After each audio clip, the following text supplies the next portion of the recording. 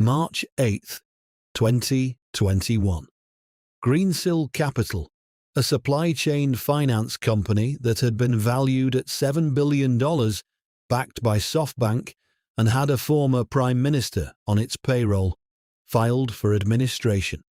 The Credit Suisse funds that had distributed $10 billion of Greensill-linked assets to investors were frozen.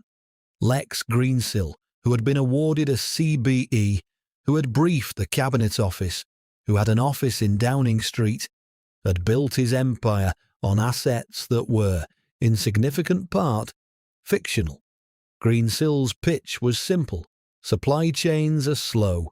When a company orders goods from a supplier, it might take 60 or 90 days to pay the invoice. The supplier needs cash in the meantime. Greensill would pay the supplier early. The buyer would then pay Greensill. Greensill kept the spread. This is a legitimate financial product. Banks have done it for decades. What Greensill did with it was not entirely legitimate. Greensill started financing not just existing invoices, but future receivables, payments that hadn't been agreed yet, orders that hadn't been placed. Greensill was booking as assets transactions that existed only in a spreadsheet. This is red flag 4 from our free guide. Link in the description. Receivables, growing in ways that don't correspond to actual business activity. When receivables are being created from future contracts that may never materialize, the asset is not real. The total assets Greensill claimed to have financed reached $90 billion. Investors in the Credit Suisse funds were told they held safe, short-term, trade finance assets. They did not. The second problem was concentration. Sanjeev Gupta's GFG Alliance, a sprawling steel and metals business, was one of Greensill's biggest clients. Estimates put GFG-related assets at somewhere between 25 and 50% of the total Greensill portfolio. This is red flag 3. Concentration that makes the portfolio dependent on the performance of one counterparty.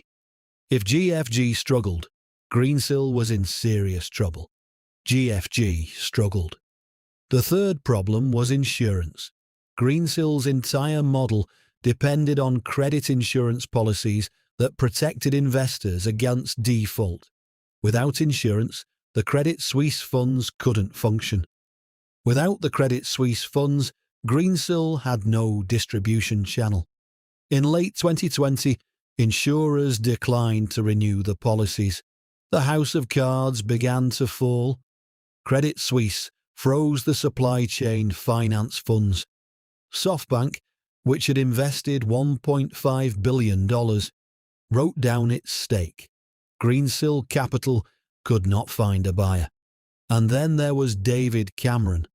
The former Prime Minister had joined Greensill as a senior advisor in 2018. When the COVID pandemic hit and the government launched emergency lending schemes, Cameron lobbied ministers and Bank of England officials directly by text message to include Greensill in the programs. A parliamentary inquiry later found the lobbying to be not appropriate. Greensill did not get access to the emergency schemes it sought.